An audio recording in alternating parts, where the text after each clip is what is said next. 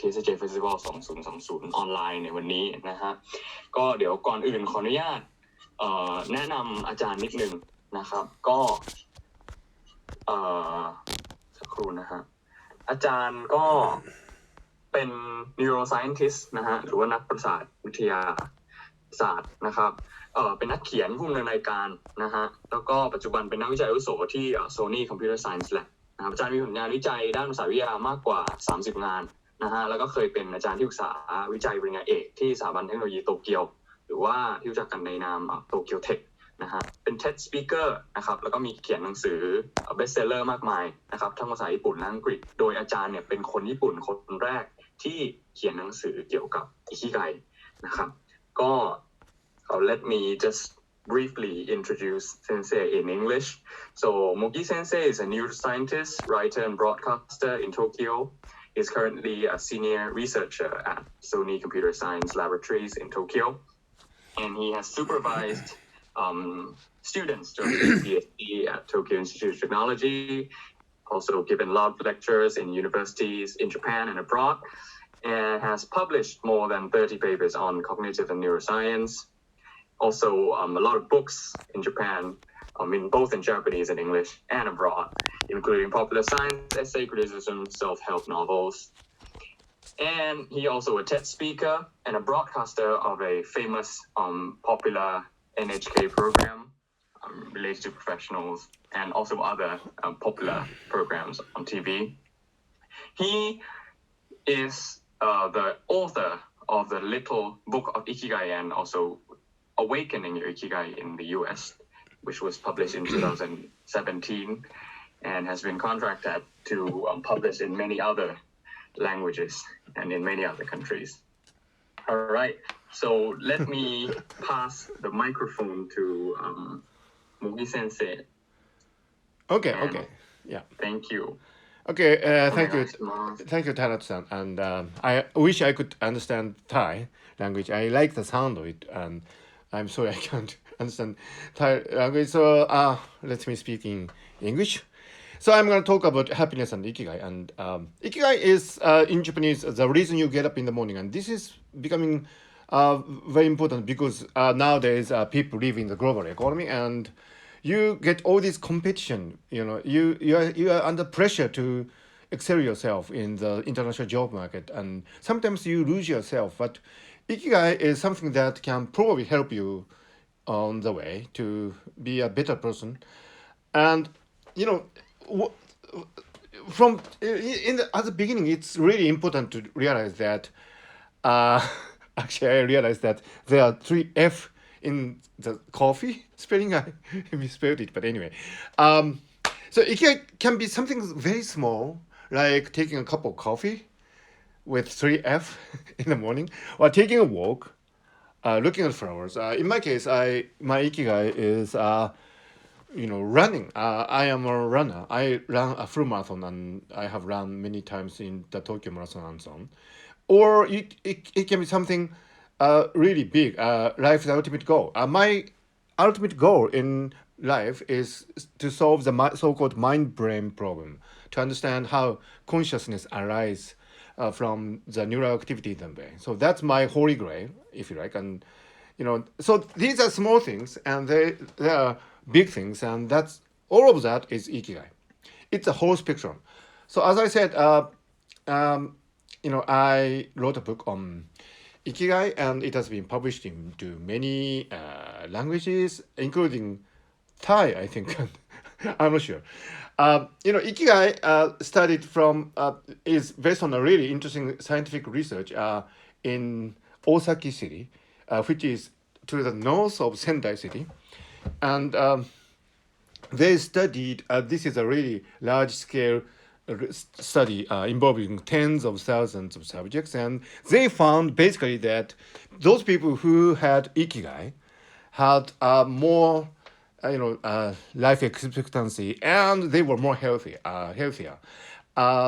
Particularly interesting was the fact that these people with Ikigai suffered less from cardiovascular diseases like heart attack and so on. So having Ikigai has definitely interesting health benefits. And So as I said, my book on Ikigai has been published in, I think, now 31 countries and 29 languages. Is Thailand included? Yes, this is Thailand, I think. Yeah. So I think it has been published in Thai too. Anyway, and as a sequel, kind of a sequel to that book, I have published with Thomas Leoncini. He's this handsome guy next to Pope Francis, and he's a really wonderful character. But so I co-authored this book, Ikigai in Love, which is a kind of a conversation on love, and I co-authored with this really handsome guy, Thomas Leoncini, who is in Rome, I think, and with the Pope. And Thomas actually published a book on something. I am not too sure. With Pope Francis, so he's a big shot in Italy. But anyway, and third book will probably come out next year. So I'm into writing a lot of books in English nowadays. But anyway, so Ikigai is nowadays attracting many media interest, like in this CNN article. So many people regard Ikigai as one of the secrets of Japanese people's success in leading a healthy life, and so there is this focus on Ikigai on the international arena. In the book, I have discussed the 5 pillars of Ikigai, and these are starting small, releasing yourself, harmony and sustainability, the joy of little things, and being in the here and now. I know you are students, right? And you are young, and you are, at the beginning of your career.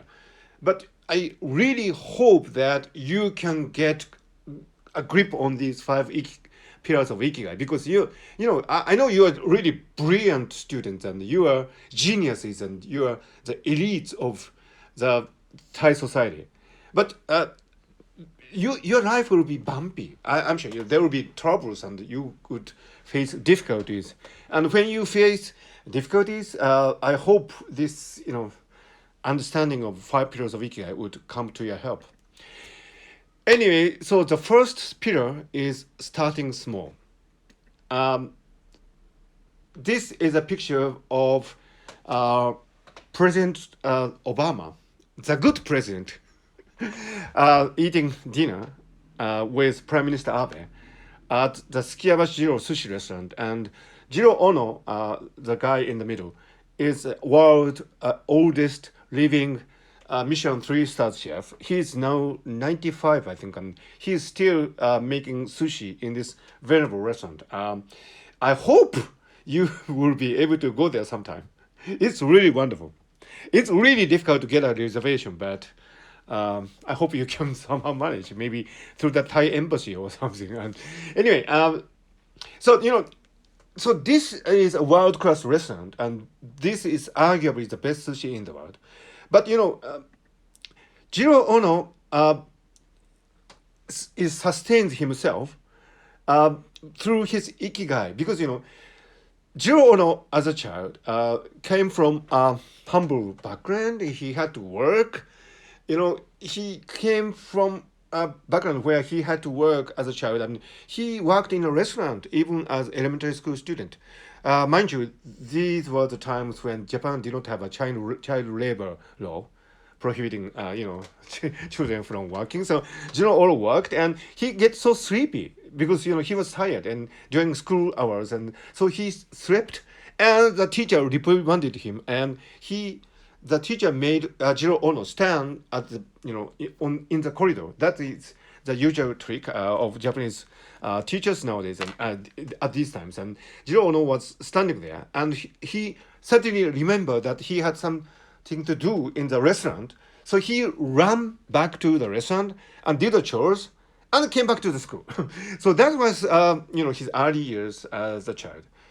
So Jiro Ono became a sushi chef not because he aspired to be a Michelin 3-star chef, welcoming president of the United States, the good president, but simply because the sushi restaurant was the cheapest to open.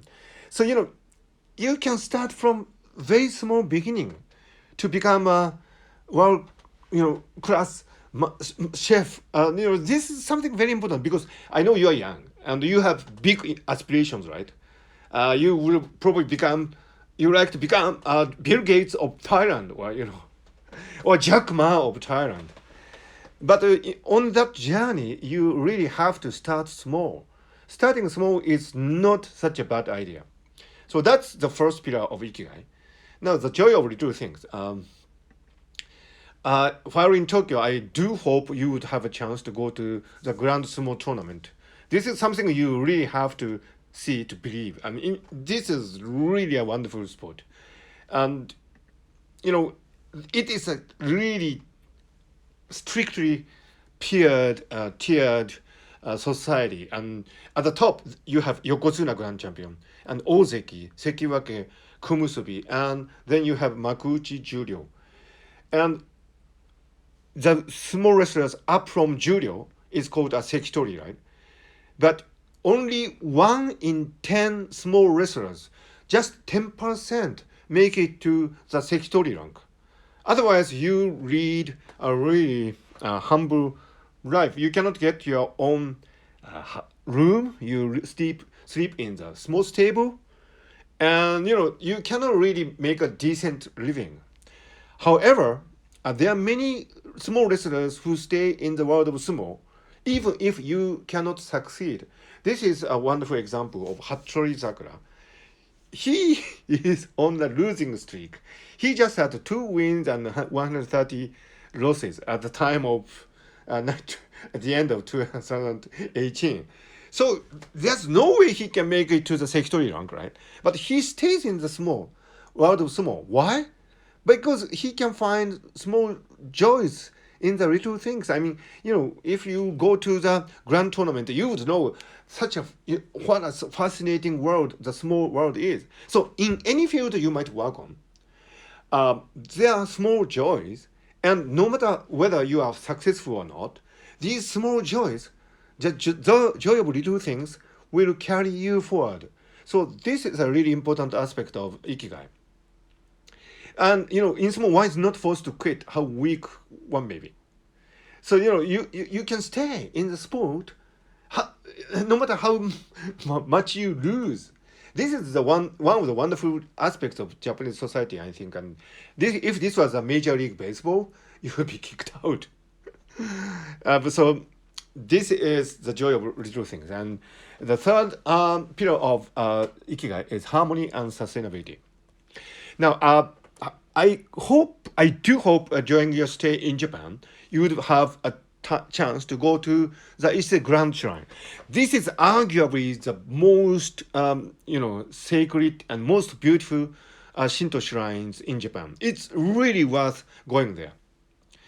And, one of the wonderful things about Ise Grand Shrine is that they have been rebuilding the shrine every 20 years, exact replica of the original, exactly the same way, every 20 years for the last 1,300 years. I know Thailand has a long history, a long culture, so I know there are many wonderful traditions in Thailand too. But this is a Japanese wonderful tradition. 1,300 years of rebuilding of the shrine every 20 years. And in order to do that, they have a specially reserved forest.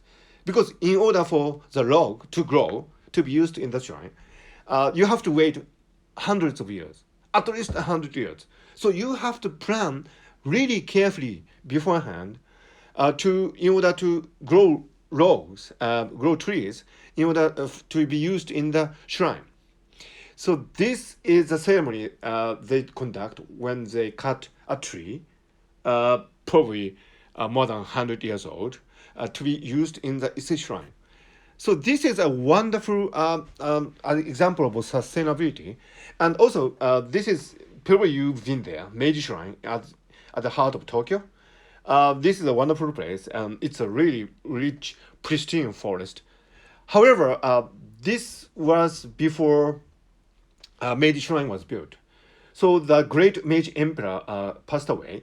People wanted to commemorate him because he was the emperor who brought about the modernization of Japan. So this was a barren land. This was actually a pasture land, right?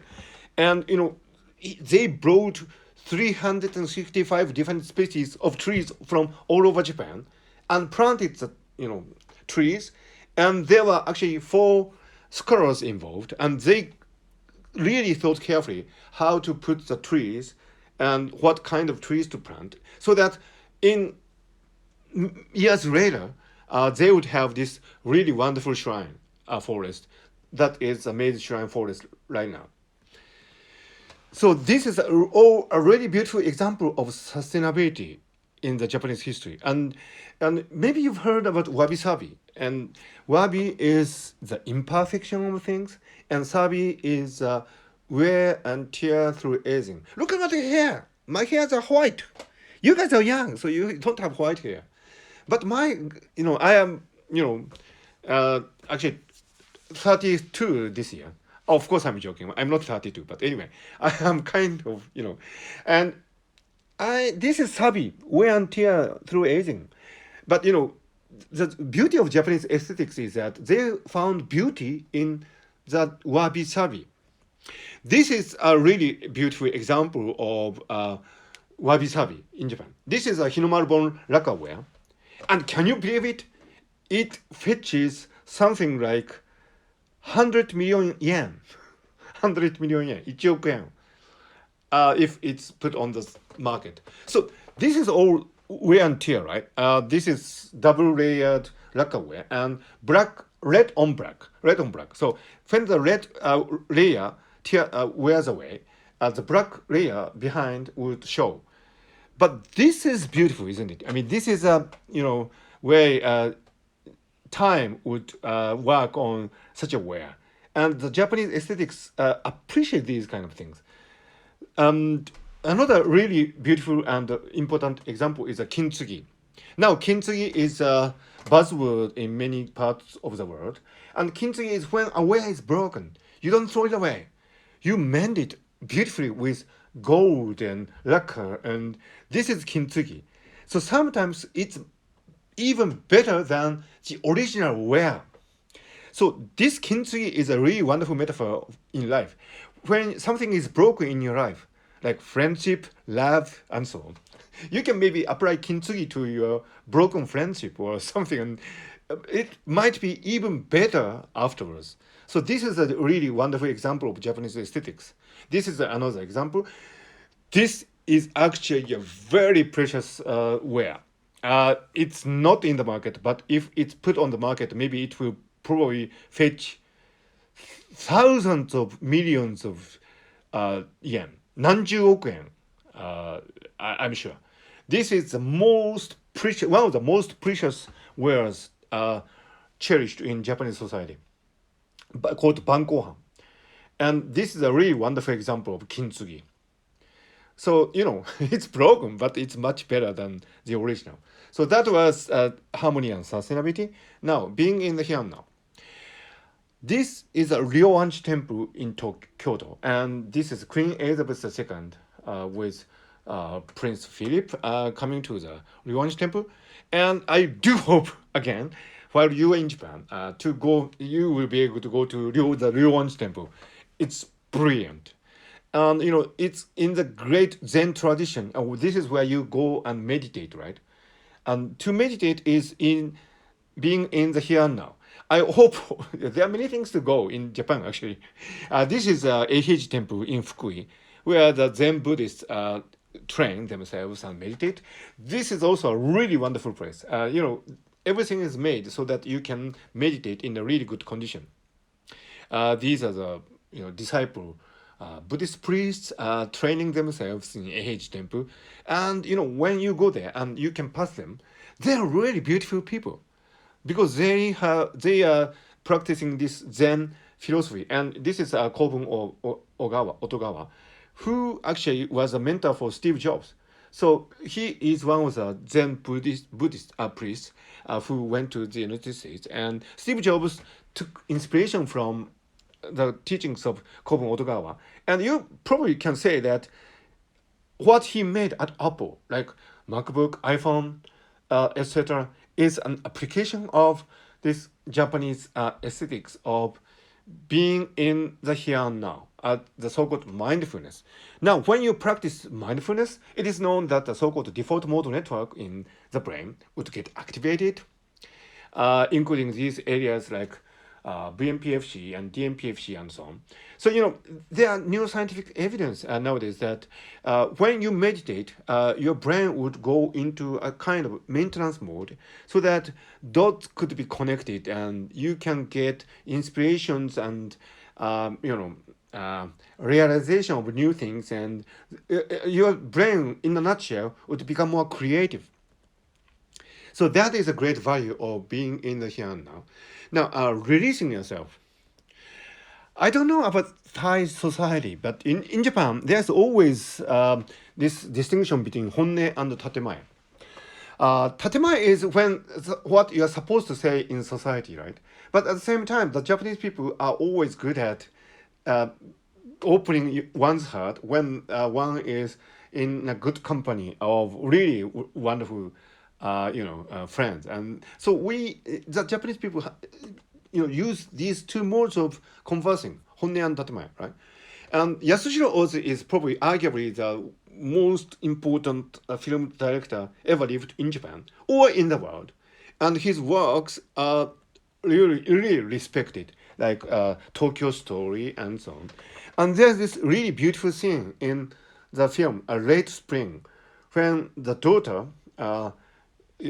says her honne, true heart, to the father just before she gets married, and it's a really beautiful scene, and they discuss what is happiness, the essence of happiness, and so on. So this distinction between releasing honne and tatemae is a wonderful example of releasing yourself in Japanese history. Now, some scientific backgrounds to what I've been talking about. Nowadays, people talk about happiness and as compared to economic growth, and Paul Hawken, at the commencement speech at the University of Portland, famously said that at present we are stealing the future, selling it in the present, and calling it GDP. Now, so there's dissociation between economic prosperity and happiness. And Richard Easterling at the University of California, he came up with this fact of Easterling paradox, which states that economic growth does not necessarily lead to increased happiness. And this is a really nice graph. I'm sure there's something equivalent to this for Thailand. In the years between 1972 and 1991, the perceived happiness of the American people did not change. Although, of course, economically, there were much growth in these times in terms of GDP. This is the same data for Japan.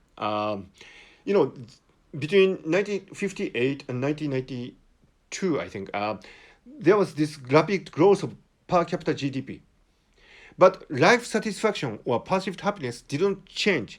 So this is the Easterling paradox, right? I mean, economic growth does not necessarily lead to increased happiness. So there's dissociation between economic growth and happiness. And these are data for Denmark, Netherlands, Ireland, Belgium, Britain, Germany, Greece, France, Italy. The same tendency: dissociation between perceived happiness and economic growth. Another interesting cognitive scientific notion is focusing illusion. You're a student, right? So you might think that graduating would increase your happiness, right? Or making a lot of money would increase your happiness. Or getting married with somebody you love would increase your happiness. These are all wrong. These things do not have anything to do with your happiness. Or, you are from sunny Thailand, right? So in the States, California is a sunny state, right? And so you might think that when you live in a sunny, warm climate, you get happier. Wrong. These are all focusing illusion, meaning you tend to think that something makes you happy, but that is only an illusion. In fact, Kahneman, he's a Nobel laureate for behavioral economics. He showed that our happiness actually depends on many, many things. So we tend to think that happiness is conditional on one thing. That is just an illusion. uh, called focusing illusion, right? Happiness is collection of many things, and also it depends on social factors. Joseph Stiglitz wrote this book, The Price of Inequality, and in which he argued that for example, the Gini coefficient, representing how asymmetric the income is in the public, in the nation, has a lot to do with happiness. And this is a CIA data of Gini coefficients of the world nations. I think Thai is doing actually well, great. The red states are really, a bad state. And do you know why CIA collects this data? Because, if the Gini coefficient is high, that means there's asymmetry. There's an increased risk of coup or social unrest or so on, in which CIA is interested. So that's why Central Intelligence Agency of the United States collects this data. Actually, and Thailand is actually doing pretty well, I think, here. Anyway, so, in the animal kingdom, there's this tendency for animals to share food when they have abundance of it. So actually, realizing equality is something that runs really deep in our instinct.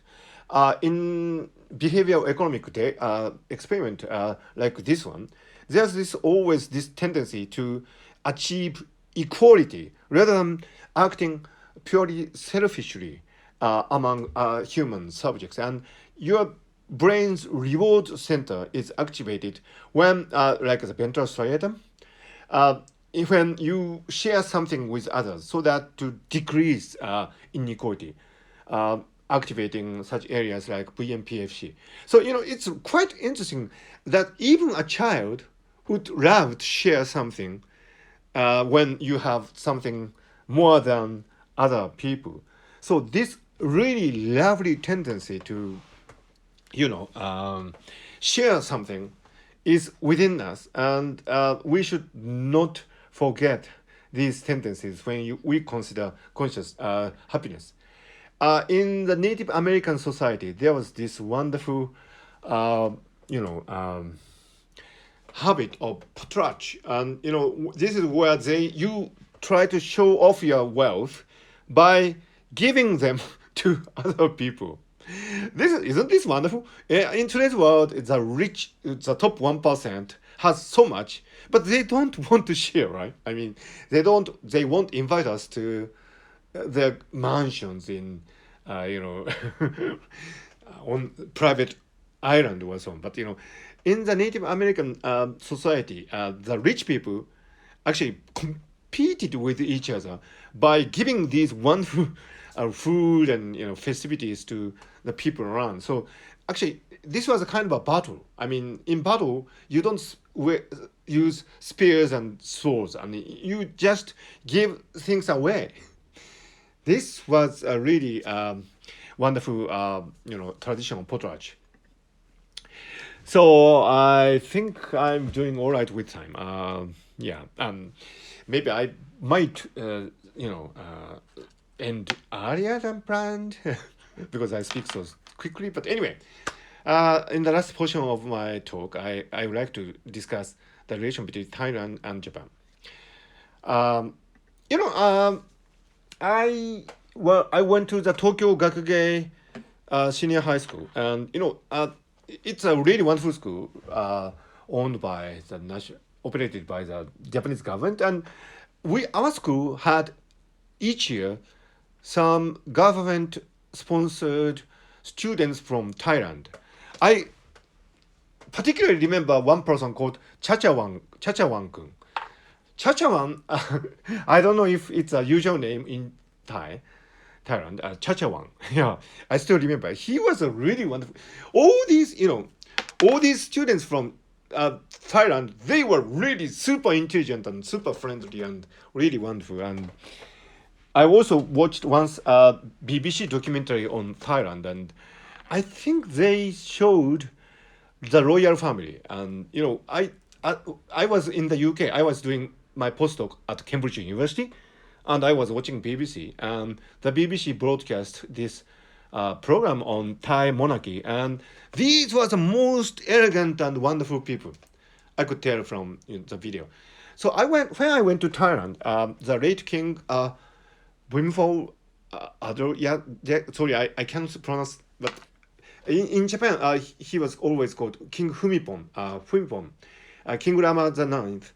When went to Thailand, I found that the late king was really, really respected by the people of Thailand. And, so I asked around and did some research at the time. And King Fumifon and the Japanese imperial household had a long history of friendship.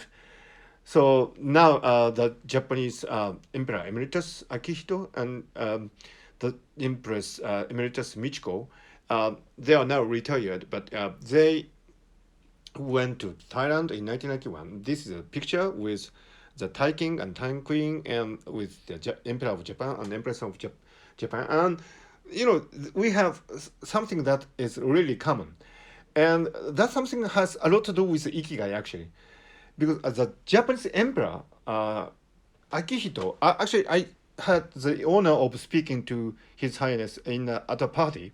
And for 10 minutes, can you remember? Can you believe that?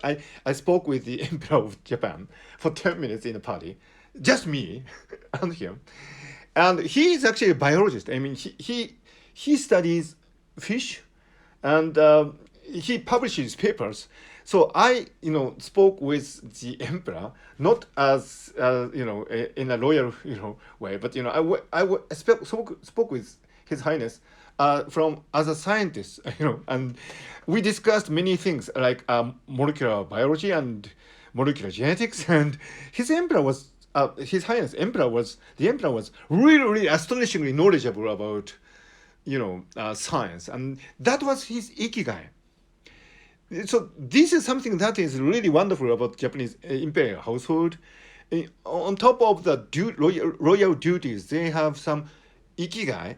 In the case of Empress Michiko, her ikigai is reading, for example, children's books, and she has done many charities, and she has supported many activities supporting children, and that's her ikigai. So these are wonderful traditions of Japanese imperial household, and the same thing can be said about the Thai king. This is King Huinpon's speech at K-State University commencement ceremony, and he said the development of the country must be fostered in stages. It must start with the construction of infrastructure, that is, the provision of food and basic necessities for the people by methods which are economic, cautious, and comforting with principles. Once the foundation is firmly established, progress can be continually, carefully, and economically promoted. This approach will prevent incurring mistakes and failures and lead to the certain and complete achievement of the objectives.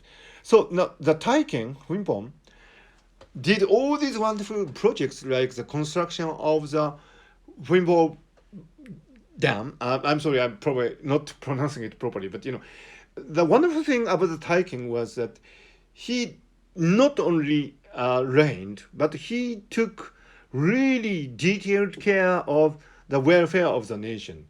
So he actually, just did not sit there. He went to the construction site and overseeing the construction process. So he was a dedicated king. He did everything for the Thai people. And, this is another example of, when I went to Thailand and talked with people, I heard that the King Huinpong took really great care of fishery and fish nursery. And this is an example where His Highness releases the tilapia fish.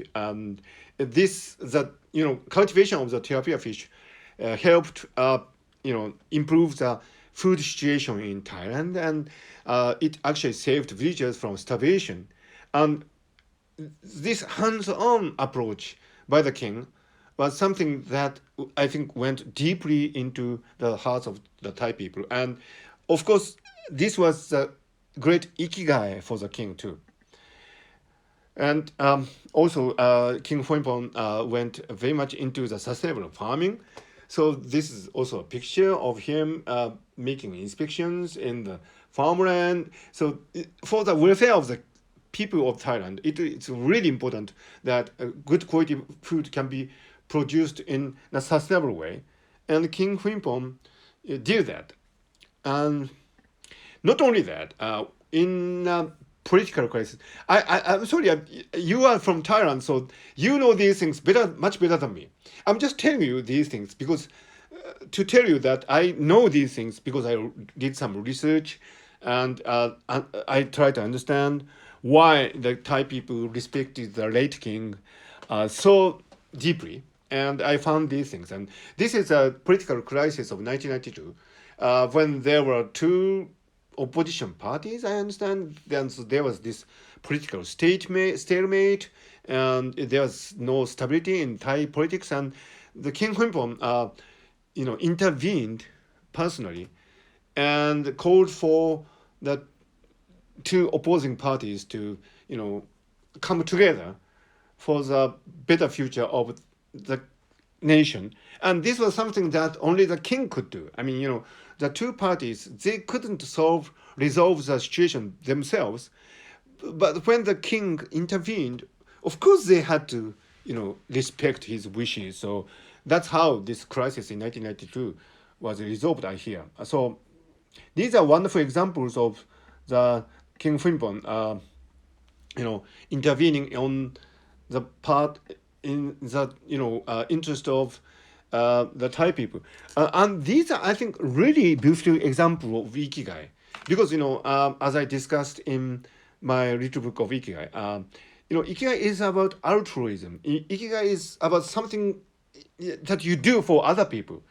Ikigai is not selfishness. Ikigai is that you do something for the better future of the community. So that's what the king did. King Humpon did, and that was wonderful. That was a really wonderful example of Ikigai. If the king was alive today, I would very much like to dedicate my book on Ikigai to him. But I think he would be remembered by the people of Thai for many, many years to come. So that's what I found while I was in Thailand, and I really love Thai food.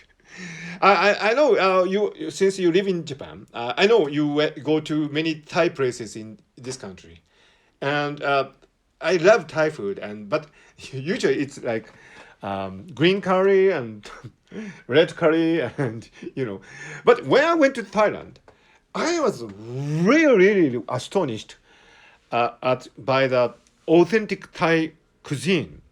That the Thai food that we have in Japan is just a small portion of what is really there.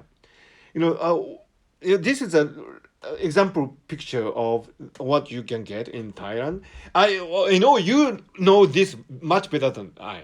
I was just a tourist and I went to Bangkok and I just had these things. But what really astonished me was great diversity of vegetables and meat and spice and fish and all the sheer diversity of food available on the table, and the way Thai people mix these together. So it's not just spicy, it's a really refined balance of these ingredients, and that was unforgettable. I'm sorry, in Japan we do not appreciate this great diversity of Thai food so much. I just go for green curry and red curry, which I really love. But there are many other things that in Thailand, and that is something that I really appreciate when I travel to that country. Also, this is something really important, really deep. Of course, in Japan, we have increased awareness of the LGBTQ rights. But when I went to Thailand, I had in-depth conversations with the Thai people. I found that gender situation in Thailand is really, really liberal. What I found most amazing was that when I discussed the gender situation, the Thai people said that in the class, in a senior high school, for example, it's quite usual to have some people from the LGBTQ community. Like, there are at least some students who had a non-typical gender identity. So that was something that is quite normal. That's why what I found. And also, what I found really interesting was that in Japan, still, some gender, stereotypes, like LGBTQ stereotypes, assign a certain kind of jobs to these gender stereotypes, right? But what I found in Thailand was that there are LGBTQ people in many different professions, like teachers and lawyers and medical doctors and artists, and so you could find the LGBTQ people in any profession, any job in society. So the freedom of LGBTQ gender was widespread. So that is, I think, a really important aspect of Thailand, and I think Japan has a lot to learn from Thailand on this. In the Declaration of Independence in the United States, they say that the pursuit of happiness is very important, right? And in the Article 17 of Japanese Constitution, also it is stated that the Japanese pursuit of happiness is important. But it is important to pursue happiness in your own way. Happiness is not something that is given from the above. It's not something that society would impose on you. You can search, you can pursue happiness in your own way. So in that aspect, I think Thailand is a wonderful country. It's where you can, follow your own gender identity and do whatever you want. No, not there's these jobs that are stereotyped and with a certain element of LGBTQ community. You can be anything. You can be a lawyer. You can be a medical doctor. You can be a teacher. You can be a business person while maintaining your gender identity. I think that's wonderful. And finally, when I go to Bangkok, I go for a run, and sometimes post it on YouTube, my YouTube channel, and I really love Lumpini Park. There are alligators in Lumpini Park, right? Yeah. That's right. Yeah. Tanat-san is nodding. I went off around, and there are alligators in Lumpini Park, and also, it's in the heart of Bangkok, and it's so green. And I was amazed. I just heard it rumored, but at a certain time of the day, there's this music dedicated to the monarchy king, and I heard that when the music is played, people stop there and pay respect to the king. And I was not. I was just curious, and I was in that Lumpini Park at that exact time, and I was watching. I was running, but when the music started, people stopped. So I stopped myself. And this wonderful tradition of and culture is really wonderful in Thailand. So right now I cannot go to Thailand, as much as I want, but I do hope I can, go back to Thailand sometime. And as I discussed in this lecture, I think Japan and Thailand are connected really close together through this spirit of Ikigai, in which we actually care for each other, and people from ordinary citizens to the emperor or the king do care about other people, and altruism or doing something for other people is a really important aspect of Ikigai. So I hope we can stay friends in the long years to come. So, okay, Thailand and Japan, the spirit of Ikigai would bind the two great nations together. So that's my talk, and thank you very much.